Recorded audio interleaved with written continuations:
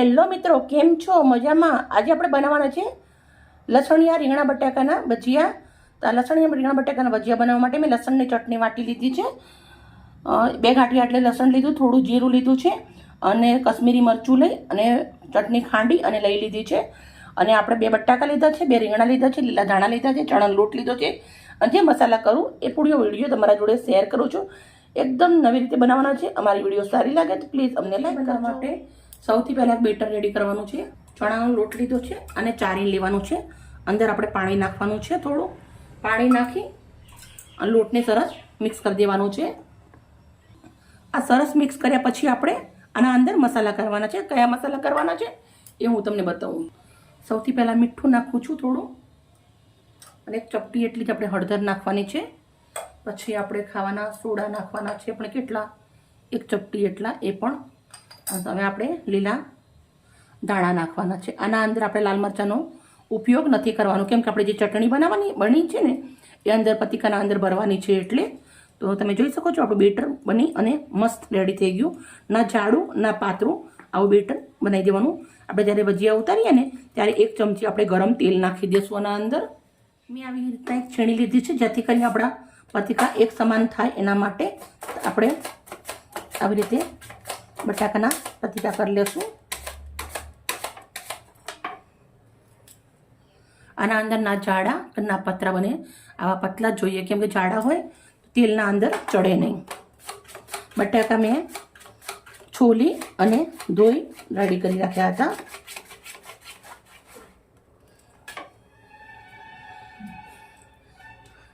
રીંગણના પણ સેમ આવી રીતે જ આપણે પતિકા કરી દેવાના છે.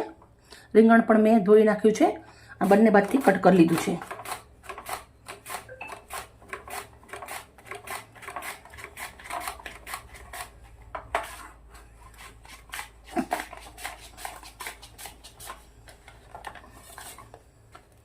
એના પણ સરસ મજાની કતરી થઈ ગઈ છે. હવે આપણે એક આવી રીતે બટાકાનો પીસ લેવાનો છે.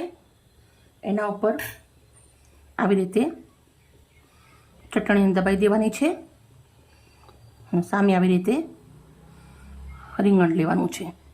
બંનેને આવી રીતે ચિપકાવી દેવાના છે.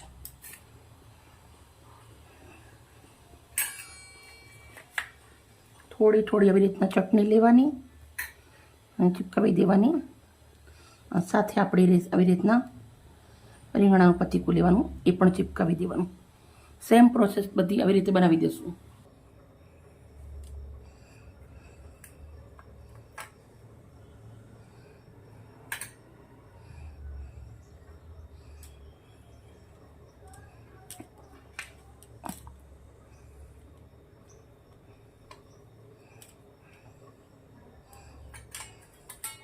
બધા જ આપણે આવી રીતે રેડી કરી દીધા છે.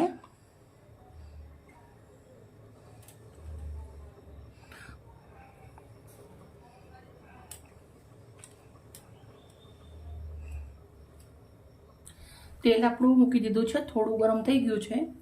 તો આપણે આના અંદર નાખી દઈશું તેલ 1 ચમચી, સરસ મજાનું, અને ફેટી લેશું. હવે આપણે એક પતીકું આવી રીતે લેવાનું છે. પછી આવી રીતના ખીરાના અંદર બોળવાનું ને આપણે આવી રીતે મૂકી દઈશું.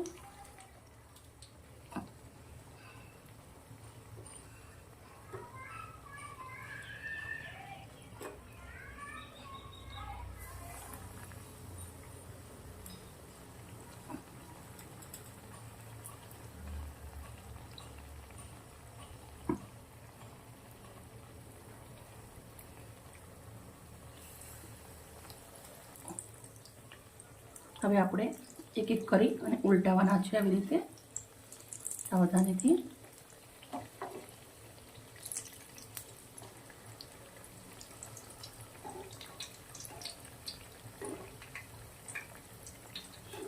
મિત્રો, ભજીયા તો તમે ઘણા ખાધા હશે, પણ તમે એકવાર આ ખાશો ને તો આ દિલ ખુશ થઈ જશે. અમુક વાર બાળકો રીંગણાને એવું નથી ખાતા હોતા, પણ તમે જેવી રીતના હું બનાવું છું ને એવી રીતના બનાવીને ભજીયા ખવડાવજો, બહુ જ સરસ લાગશે એમને. બંને બાજુ મસ્ત મજાના ચડી અને રેડી થઈ ગયા છે. એક જ મિનિટના અંદર આપણે નિખાર દેશું. 1 મિનિટ સુધી થોડા ક્રિસ્પી થવા દેશું. રીંગણા અને બટાકાની કતરી એકદમ પતલી હતી એટલે અંદર સુધી સરસ મજાના ચડી જાય. તમે ચક્કુથી કરો તો થોડા પતલી કરવાના, મેં તો છેણીથી કર્યા હતા એટલે પતલા જ થયા હતા, પણ ચક્કુથી કરો તો દાનથી કરવાના એકદમ પતલા થોડા.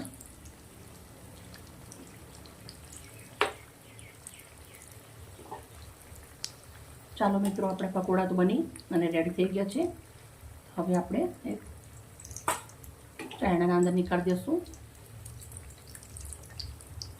કાણાવાળા ચાયણાના અંદર નીકાળું છું જેથી કરીને તેલ એક્સ્ટ્રા બધું નીકળી જાય.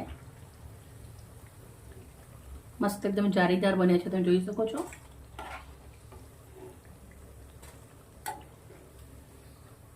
સેમ બધા આવા હું બનાવી દઈશ. મિત્રો બીજા પણ ભજીયા મેં રેડી કરી દીધા છે. મસ્ત તરાઈ અને ફૂલી દડા થઈ ગયા છે. હવે એને પણ આપણે આવી રીતના ચારણાના અંદર નીકાળી દઈશું બધા જ.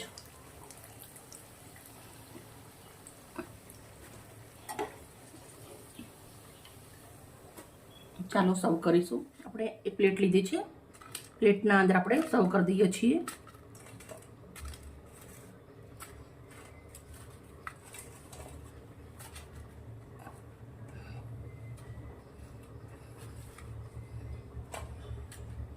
મિત્રો હું તમને એક બતાવું,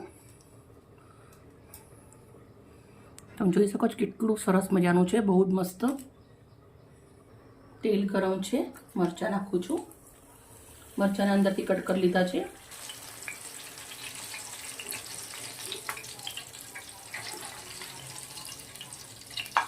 મસ્ત મરચાં તરી રેડી થઈ ગયા છે.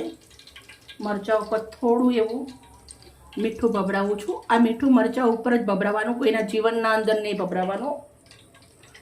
ચાલો સર્વ કરશું. મિત્રો આ ભજીયા અમે દાળ ભાત જોડે ખાઈએ છીએ, ચટણી જોડે સર્વ નથી કર્યા. તમે ચટણી જોડે પણ ખાઈ શકો છો. મિત્રો અમારી વિડીયો, અમારી મહેનત સારી લાગી હોય તો પ્લીઝ અમને લાઈક કરજો અને એકવાર જરૂરથી બનાવજો. કાલે આવી નવી રેસીપી સાથે. Bye bye.